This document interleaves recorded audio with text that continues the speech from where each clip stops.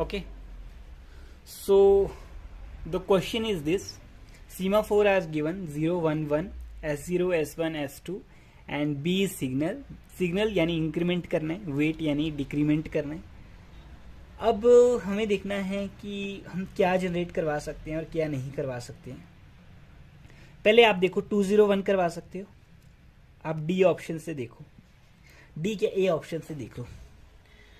2 है, 2 तो मैं प्रिंट करवा दूंगा, क्योंकि अगर आप S2 के अंदर वैल्यू देखें, S2 के अंदर वैल्यू देखें तो कितना था, that is 1।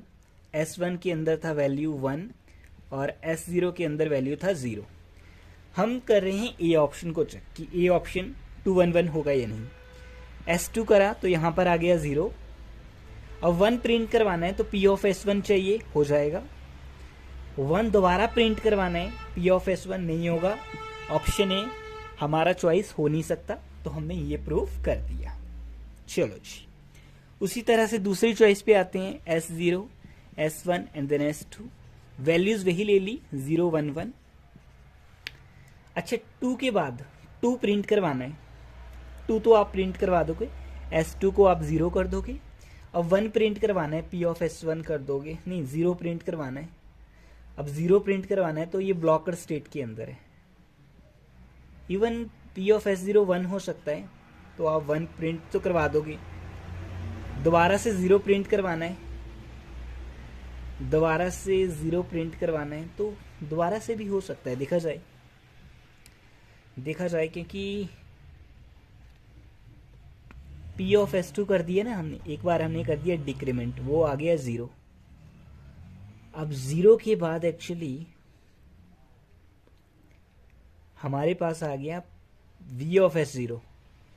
V of S0 का मतलब क्या है कि 0 का बना दिया हमने 1, ठीक है। V ऑफ S का हमने बना दिया 1, तो ये तो हो गया एग्जीक्यूट,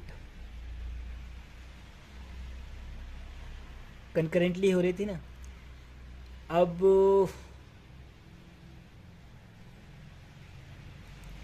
उसके बाद हमें 0 प्रिंट करवाना है, तो P ऑफ S0 करोगे तो वो 0 आ जाएगा, 0 आ जाएगा। वट अगर उसको देखो, अगर वो यहाँ पे आ जाता है दोबारा से कॉन्टेक्स्ट स्विच होकर के, that is another story. What यहीं पे मैं दोबारा से करवाऊं तो वो प्रिंट नहीं हो पाएगा, so this option is also wrong. 2 1 0 2 करवा दिया। थर्ड ऑप्शन देखो, क्योंकि आपको सारी चॉइसेस देखनी है ना, सारे 0 1 2, यहाँ पर 0, यहाँ पे 1 और यहाँ पर 1। P ऑफ S2 कर दिया, यहाँ पे आ गया 0, 2 प्रिंट हो गया। यहाँ पर क्या हो गया, यहाँ पर मेरा 2 प्रिंट हो गया। कितना प्रिंट हो गया, 2 हो गया सर प्रिंट। 2 के बाद क्या प्रिंट होगा, मुझे 1 प्रिंट करवाना है, P ऑफ S1 करो और 1 प्रिंट करवा दो। 1 प्रिंट करवा दिया ना आपने, अब 1 प्रिंट करवा दिया। अब 1 प्रिंट करवाने के बाद मुझे क्या प्रिंट करवाना है, 0 प्रिंट करवाना है। तो 0 प्रिंट करवा पाऊंगा नहीं, क्योंकि ये ब्लॉकर स्टेट के अंदर चला जाएगा, so that is not the choice. अब हमें फोर्थ स्टेटमेंट देखनी है, that is the option, that is 0, that is 1, that is 2। और इसके देखना सारे चॉइसेस जो रहेंगी ना, वो प्रॉपरली जितना मर्जी आप वो करो, प्रिंट करवाओ, हो जाएगा। किस तरह से देखो, मैं आपको बताता हूँ। I am gonna tell you this story, ठीक है। No, what is exactly happening, see this, what is exactly happening over there. देखो देखो क्या करना है, हमें 2 प्रिंट करवाना है, तो 2 तो आप प्रिंट करवा दोगे। S2 मेरा डिक्रीमेंट हो जाएगा, दैट इज मेरा 0 आ जाएगा। 2 तो मेरा आ गया। उसके बाद मुझे 0 चाहिए, 0 चाहिए, तो अगर देखो 0,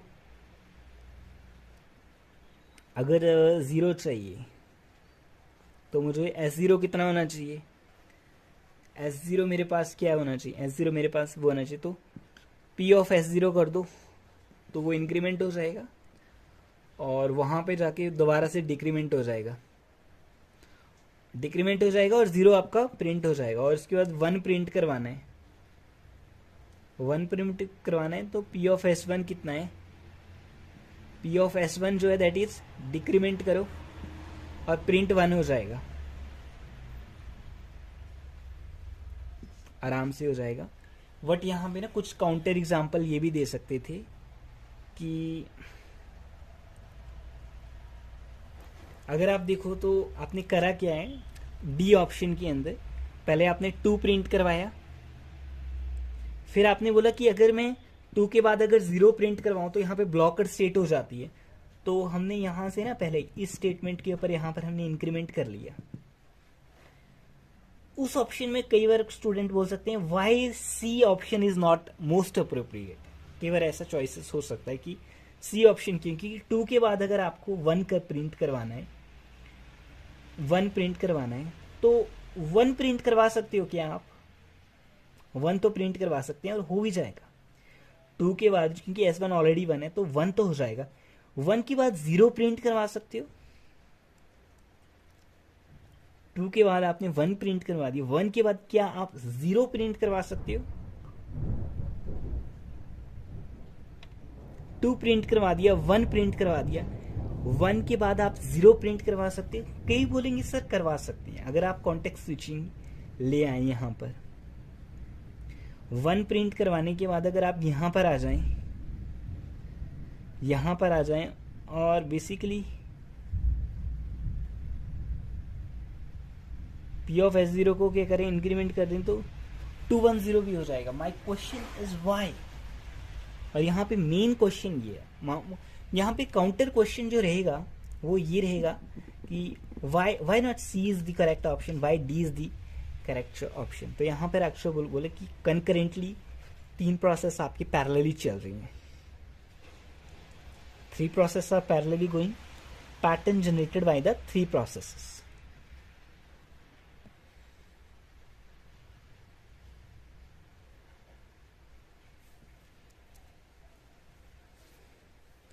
यहां पे आप बताइए जरा, क्या why C is not the right choice and D is the right choice? क्योंकि अगर आप 2 प्रिंट करवा देते हो, 2 प्रिंट भी करवा दिया आपने और वो प्रिंट भी हो गया, ठीक है। 0 प्रिंट करवाना है, 0 प्रिंट करवाना है तो आपने क्या करा, तो आपने क्या किया, आपने ना पहले ये सारा एग्जीक्यूट कर लिया, आपने ये वाला एग्जीक्यूट कर लिया, आपने एक आर प्रोसेस एग्जीक्यूट कर लिया। उसके बाद अगर आपको करवाना है तो आप 0 करवाने के लिए, क्योंकि ऑलरेडी वो 1 बन चुका होगा, तो क्योंकि अगर वो 1 बन चुका होगा तो 0 प्रिंट करवा सकते हैं। 0 के बाद S1 को आप इंक्रीमेंट कर सकते हैं और इस तरह से ये भी हो जाएगा और वहाँ से 1 भी हो जाएगा, 1 हो जाएगा। That is the most appropriate कि वो प्रॉपरली चलें। क्योंकि अगर इस प्रोसेस में देखें डी मोस्ट अप्रोप्रिएट क्या है, पहले आपने आर ने एग्जीक्यूट करा, आर ने एग्जीक्यूट करा, फिर पी ने करा और क्यू ने करा, क्योंकि एटलीस्ट कॉन्टेक्स्ट स्विचिंग नहीं हुई। तो आप वहां पे देख सकते हो कि मोस्ट अप्रोप्रिएट कॉन्टेक्स्ट स्विचिंग किसमें कम हो रही है।